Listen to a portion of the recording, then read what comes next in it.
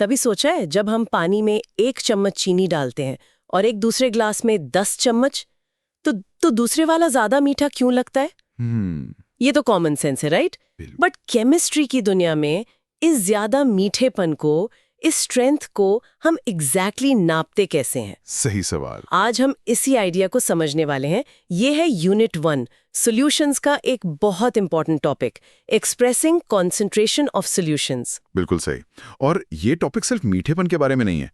Chemistry में होने वाले हर रिएक्शन, डाइल्यूशंस और प्रॉपर्टीज जैसे फ्रीजिंग पॉइंट या बॉइलिंग पॉइंट, सब कुछ कॉन्सेंट्रेशन पर ही डिपेंड करता है। अच्छा, इसे समझना मतलब एक तरह से केमिस्ट्री की लैंग्वेज सीखना। एग्जैक्टली। मतलब ये एक फाउंडेशनल ब्लॉक है। तो सबसे सिंपल शब्दों में कॉन्सेंट्रेशन है क्या? बेसिकली ये हमें बताता है कि कितना सॉल्यूट कितने सॉल्वेंट या सॉल्यूशन में घुला हुआ है। ये एक रेशियो है। जैसे एक रेसिपी रूपी है, 5 कप पानी में 2 कप चीनी मिलाओ, इस तरह से। Perfect example. केमिस्ट्री में भी कॉन्सेंट्रेशन हमें बताता है कि सॉल्यूट और सॉल्वेंट का एग्जैक्ट रेशियो क्या है, ताकि हम रिएक्शंस को कंट्रोल और प्रिडिक्ट कर सकें। अच्छा, व्हाट्स फैसिनेटिंग हियर इज, जब हम कॉन्सेंट्रेशन मेजर करते हैं, हम ये क्वांटिफाई कर रहे हैं कि सॉल्यूशन में सॉल्यूट पार्टिकल्स की भीड़ कितनी है। भीड़? हाँ, हाई कॉन्सेंट्रेशन का मतलब है थोड़े से स्पेस में बहुत सारे सॉल्यूट पार्टिकल्स, और लो कॉन्सेंट्रेशन मतलब वही पार्टिकल्स दूर दूर फैले हुए हैं। तो मतलब ज्यादा मीठी चाय में शुगर मॉलिक्यूल्स की भीड़ ज्यादा है और वो हमारी टेस्ट बड्स से ज्यादा टकराते हैं। सिंपल। बिल्कुल। तो फिर एग्जाम्स के लिए इसकी प्रॉपर डेफिनेशन क्या होगी? राइट। एग्जाम के लिए एंकर डेफिनेशन ये है: concentration is a quantitative measure of the amount of solute dissolved in a given amount of solvent or solution expressed in various units. जैसे मोलैरिटी, मोलालिटी। हाँ, molarity, molality, mole fraction या percentage. और यहीं पर मतलब इसी पॉइंट पर students सबसे ज्यादा कंफ्यूज होते हैं। मोलैरिटी और मोलालिटी में? एग्जैक्टली। हाँ, ये मोलैरिटी जिसका सिंबल कैपिटल M है और मोलालिटी स्मॉल m, ये हमेशा परेशान करते हैं। सुनने में एक जैसे लगते हैं पर है बहुत अलग। और ये डिफरेंस समझना बहुत जरूरी है। इसे हमेशा याद रखें, मोलैरिटी सॉल्यूशन के वॉल्यूम पर डिपेंड करती है। वॉल्यूम मतलब डिनोमिनेटर में सॉल्यूट और सॉल्वेंट दोनों का टोटल वॉल्यूम आएगा। करेक्ट। जबकि मोलैलिटी सिर्फ सॉल्वेंट के मास पर डिपेंड करती है। ये छोटा सा डिफरेंस ही सब कुछ बदल देता है। ठीक है, डेफिनेशन समझ आ रही है, पर थोड़ी एब्स्ट्रैक्ट है। इसे बेहतर समझने के लिए कोई एनालॉजी यूज कर सकते हैं? सोचते हैं कि ये एक कॉन्सर्ट हॉल में भीड़ नापने जैसा है। बेहतरीन एनालॉजी है। चलिए इसी को यूज करते हैं। सोचिए, कॉन्सेंट्रेशन मापना एक कॉन्सर्ट में भीड़ की डेंसिटी नापने जैसा है। ओके।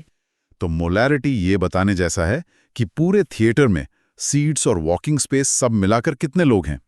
इसमें हम पूरे रूम का वॉल्यूम देखते हैं। अच्छा, पूरा थिएटर। Got it. फिर आती है मोलैलिटी। ये बताने जैसा है कि सिर्फ फ्लोर की पर स्क्वायर मीटर स्पेस पर कितने लोग खड़े हैं। यहाँ हम सिर्फ फ्लोर एरिया देखते हैं। मतलब लोगों को उस एरिया का हिस्सा नहीं मानते, सिर्फ जमीन। एग्जैक्टली।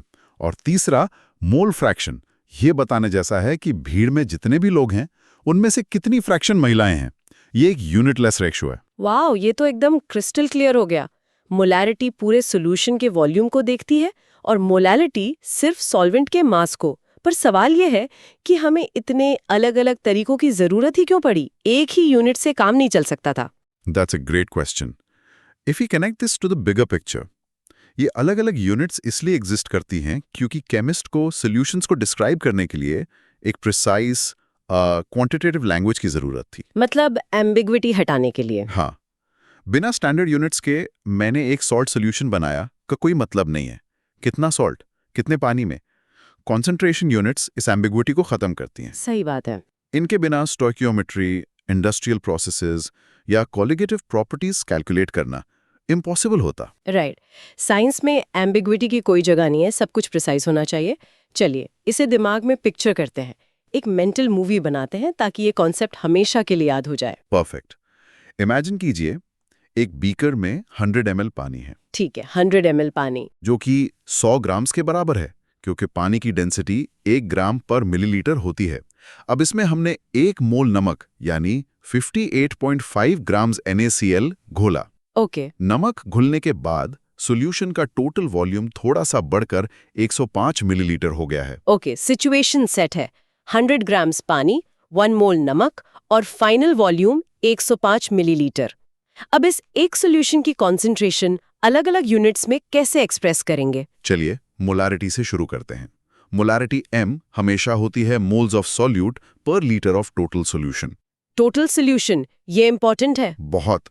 हमारे केस में 1 मोल नमक है और टोटल सॉल्यूशन का वॉल्यूम है 105 मिलीलीटर, यानी 0.105 लीटर्स। राइट। तो मोलारिटी हुई 1 मोल डिवाइडेड बाय 0.105 लीटर्स, जो लगभग 9.52 मोलर m होगी। देखा, हमने फाइनल वॉल्यूम यूज किया। Got it. मोलारिटी के लिए फाइनल वॉल्यूम 105 मिलीलीटर। अब मोलालिटी का क्या? अब मोलालिटी m के लिए हम उस 105 मिलीलीटर के वॉल्यूम को भूल जाएंगे। ओके, मोलालिटी का फॉर्मूला है मोल्स ऑफ सॉल्यूट पर किलोग्राम ऑफ सॉल्वेंट। हमारे पास सॉल्यूट है 1 मोल और सॉल्वेंट यानी पानी का मास था 100 ग्राम्स, जो कि 0.1 kg है। बिल्कुल। तो मोलालिटी हुई equals to 1 mole divided by 0.1 kg, यानी 10 मोलल।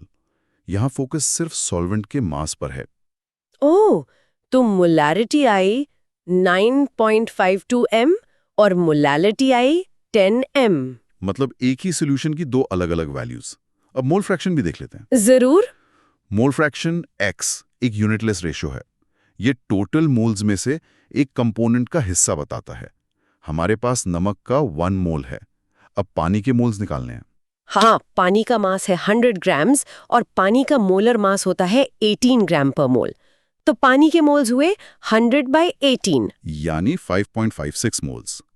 एग्जैक्टली। तो टोटल मोल्स हो गए 1 नमक का प्लस 5.56 पानी का, यानी 6.56 मोल्स। करेक्ट। तो सॉल्ट का मोल फ्रैक्शन हुआ equals two moles of salt divided by total moles, यानी 1 डिवाइडेड बाय 6.56, जो करीब 0.152 आएगा।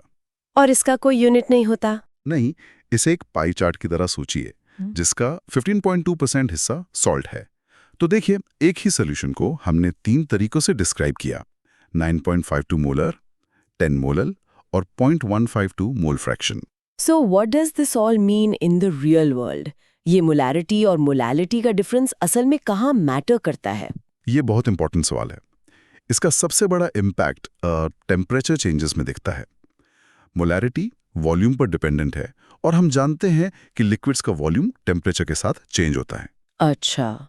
गर्मी में वॉल्यूम एक्सपैंड होता है, सर्दी में कॉन्ट्रैक्ट। एक मिनट, तो आप कह रहे हैं कि मोलारिटी टेम्परेचर के साथ बदलती है। इसका मतलब लैब में एसी ऑन या ऑफ होने से भी मेरे एक्सपेरिमेंट के रिजल्ट्स पर असर पड़ सकता है? प्रिसाइसली। सोचिए, आप जम्मू में एक एक्सपेरिमेंट सेट करते हैं जहां ठंड है, और वही एक्सपेरिमेंट चेन्नई में गर्मी में रिपीट करते हैं। हाँ। तो आपका सोल्यूशन टेक्निकली वीकर हो जाएगा चेन्नई में, क्योंकि गर्मी से सोल्यूशन का वॉल्यूम थोड़ा एक्सपैंड हो गया है। आपके रिजल्ट्स मैच नहीं करेंगे। वाओ, ये तो मैंने कभी नहीं सोचा था। लेकिन अगर आप मोलालिटी यूज करते हैं तो डिनोमिनेटर में सॉल्वेंट का मास है और मास टेम्परेचर के साथ नहीं बदलता। राइट। इसलिए आपके रिजल्ट्स जम्मू में भी वही आएंगे और चेन्नई में भी। That's why molality is crucial for precise scientific work, specially जब हम properties like boiling point elevation और फ्रीजिंग पॉइंट डिप्रेशन पढ़ते हैं, जिन्हें कॉलिगेटिव प्रॉपर्टीज कहते हैं। अब समझा। तो molarity day to day lab work के लिए ठीक है जहां टेम्परेचर कांस्टेंट रहता है। हाँ, जैसे स्टोइकियोमेट्रिक कैलकुलेशंस में। लेकिन जहां टेम्परेचर चेंज हो रहा हो या बहुत हाई प्रिसिजन चाहिए, वहां मोलालिटी इज द किंग। आपने बिल्कुल सही समझा। और रियल वर्ल्ड में एक और यूनिट है जो बहुत कॉमन है, स्पेशली हॉस्पिटल्स में। आप परसेंटेज कॉन्सेंट्रेशन की बात करें, राइट? जैसे आईवी ड्रिप पर लिखा होता है। एग्जैक्टली। हॉस्पिटल्स में जो ग्लूकोज आईवी ड्रिप लगती है, उस पर लिखा होता है 5% WV। इसका क्या मतलब हुआ? इसका मतलब है 5 ग्राम्स ग्लूकोज पर 100 ml ऑफ सोल्यूशन। ये मोलारिटी या मोलालिटी से कहीं ज्यादा इंट्यूटिव है। हाँ, आसान है समझने में। बिल्कुल। नर्स को पता है कि 500 ml की बॉटल में 25 ग्राम्स ग्लूकोज होगा। उन्हें हर बार मोल्स या मोलार मास कैलकुलेट करने की जरूरत नहीं। स्केलिंग बहुत इजी हो जाती है, जो इमरजेंसी सिचुएशंस में क्रिटिकल है। ओ, अब समझा। तो आईवी ड्रिप पर 5% WV लिखने का रीजन सिर्फ सिंप्लिसिटी नहीं, बल्कि सेफ्टी और कंसिस्टेंसी है। It makes perfect sense. लेकिन एक डाउट है, आपने कहा था कि मोलैरिटी और मोलालिटी की वैल्यूज अलग अलग आ सकती हैं, जैसा हमारे एग्जाम्पल में हुआ। क्या ये हमेशा अलग होती हैं? अच्छा सवाल है। मुझे लगता है कि बहुत डाइल्यूट सॉल्यूशंस के लिए इनकी वैल्यू लगभग सेम आएगी, क्योंकि थोड़ा सा सॉल्यूट डालने से वॉल्यूम ज्यादा नहीं बढ़ेगा और पानी की डेंसिटी भी 1 ग्राम ml होती है। एम आई राइट? बिल्कुल, that's a great observation. For dilute aqueous solutions ये बहुत सही है। जब सॉल्यूशन बहुत डाइल्यूट होता है तो सॉल्यूशन की डेंसिटी लगभग पानी की डेंसिटी के बराबर होती है और सॉल्यूशन का वॉल्यूम भी लगभग सॉल्वेंट के वॉल्यूम के बराबर होता है। उस स्पेशल केस में मोलारिटी और मोलालिटी की वैल्यूज बहुत क्लोज होती हैं। बट एक्चुअली जैसे ही सॉल्यूशन कॉन्सेंट्रेटेड होता है या सॉल्वेंट पानी नहीं होता जिसकी डेंसिटी 1 नहीं है, तो आसमान जमीन का फर्क आ जाता है। व्हाई? ऐसा इसलिए होता है क्योंकि मोलारिटी का डिनोमिनेटर यानी सॉल्यूशन का वॉल्यूम सॉल्यूट डालने पर बढ़ता है, जबकि मोलालिटी का डिनोमिनेटर यानी सॉल्वेंट का मास फिक्स्ड रहता है। यही वो की डिफरेंस है जो उनकी वैल्यूज को अलग करता है। ये क्लैरिटी बहुत जरूरी थी। और एक चीज जो स्टूडेंट्स को हमेशा कंफ्यूज करती है वो है डाइल्यूशन। जब हम एक कॉन्सेंट्रेटेड सॉल्यूशन में और पानी मिलाते हैं तो उसे कैसे हैंडल करते हैं? उसके लिए एक बहुत फेमस फॉर्मूला है जो सिर्फ मोलैरिटी पर काम करता है। M1V1 equals M2V2। M1V1 equals M2V2। हाँ, यहाँ M1 और V1 इनिशियल मोलैरिटी और वॉल्यूम है और M2 और V2 फाइनल मोलैरिटी और वॉल्यूम है। दिस इज इम्पोर्टेंट बिकॉज इस फॉर्मूला का लॉजिक ये है कि पानी मिलाने से सोल्यूट के मोल्स चेंज नहीं होते। अच्छा, मोल्स सेम रहते हैं। हाँ, moles before dilution M1V1 equal moles after dilution M2V2। लेकिन याद रखें, do not confuse this with molality और मोल फ्रैक्शन। ये सिर्फ मोलारिटी के लिए है। Great point. और मोल फ्रैक्शन का प्रैक्टिकल यूज कहाँ होता है राउल्स लॉ के अलावा? मोल फ्रैक्शन गैस मिक्सचर्स के लिए बहुत यूजफुल है। Dalton's law of partial pressures कहता है कि एक गैस का पार्शियल प्रेशर उसके मोल फ्रैक्शन के प्रोपोर्शनल होता है। ओह, राइट। तो जब भी हम लिक्विड सॉल्यूशंस के ऊपर वेपर प्रेशर या गैस मिक्सचर्स की बात करते हैं, मोल फ्रैक्शन हाई ही सबसे नेचुरल एंड आइडियल यूनिट होती है। फैंटास्टिक। लगता है हमने सारे कॉन्सेप्ट्स कवर कर लिए हैं। चलिए एक बार जल्दी से सब कुछ रिकैप कर लेते हैं। जरूर।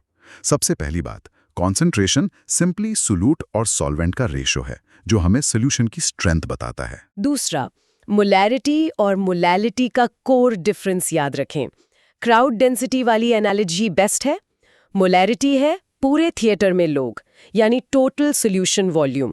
और मोलैरिटी है सिर्फ फ्लोर स्पेस पर लोग, यानी सॉल्वेंट मास। बिल्कुल। तीसरा, मोलैरिटी टेम्परेचर के साथ बदलती है, जबकि मोलालिटी टेम्परेचर इंडिपेंडेंट है। इसीलिए हाई प्रिसिशन साइंटिफिक वर्क के लिए मोलालिटी बेहतर है।